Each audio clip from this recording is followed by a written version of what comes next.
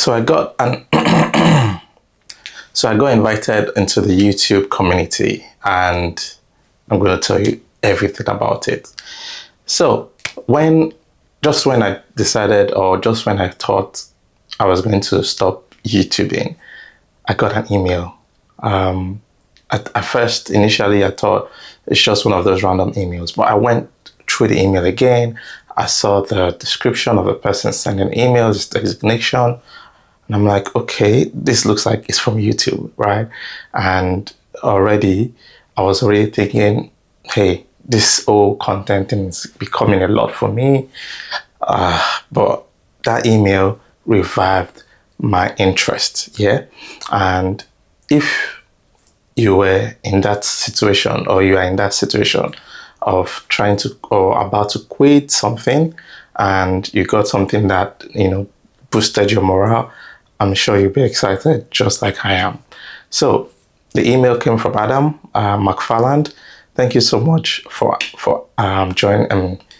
Thank you so much for bringing me into the community. As I said, there are just 317 channels right now. It's hoping to expand, add more people for sure. But for my channel to be picked amongst these people, I'm super, super grateful. And this means a lot to me. So that's why I'm back here again. If you think I'm gone, no, I'm back. I just started, taking YouTube seriously in about 2-3 months, and then this is a morale booster, trust me.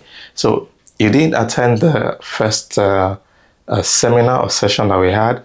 I attended the session, and I'll give you all the gist, everything you need to know about building your community, building your YouTube channel right now. So first and first, consistency. Adam emphasized consistency, and I also know that, right? But it's been tough. But if you can find a way around it, consistency is key. He even said it himself, like, he has worked with music people, he has worked with top professionals, and that is majorly one of the problems that everyone has. And of course, content is not easy. It's one of the toughest jobs to do in the world, right? So how can you be consistent? Make it easy for yourself, right? You can batch create content, you can schedule content, automate as much as you can, right? That's one of the things that can help you, get that consistency going. Yeah. Another thing is use the tools in the channel, use the tools in the YouTube community. Those tools are very important.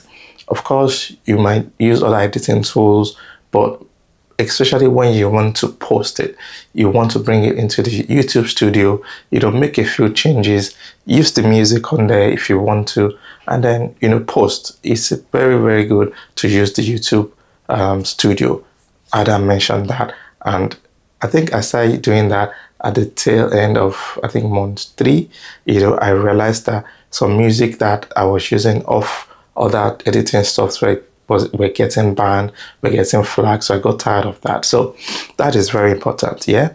Another thing is that use all the features, right? There's YouTube Shorts. Make sure you create content for Shorts. There is long form content. Ensure you create content for long form, and use the live streaming tool. He mentioned that the live streaming tool is one of the most underutilized tool on YouTube right now, and we all know how streaming is big. If you can jump on that, that is going to help you grow massively on YouTube, right? Because I've also noticed it myself. If you have a mixture of all the tools, use them. I noticed when I started using Shorts more, I was getting, a lot of engagement, as opposed to when I was just doing long form content. So you see how these things play out. You need to have or use a mixture of all the tools in the YouTube studio. And of course, also, you can hold yourself accountable by, making sure you're building your community, making sure you're building your audience. And how do you do that? One of the ways is have like a schedule, right? Have a schedule of your content. And you can even have that stated in your About Us page, right? About your page. So for example, you can say, I post I go on live every Fridays and post weekly on shorts and on the long form content.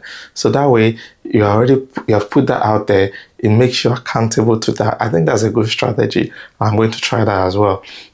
Schedule the type of content I want to put out on a weekly basis and put it on my About Me page or section so that I can hold myself accountable, and my community as well can hold me accountable for that, right? What else was mentioned?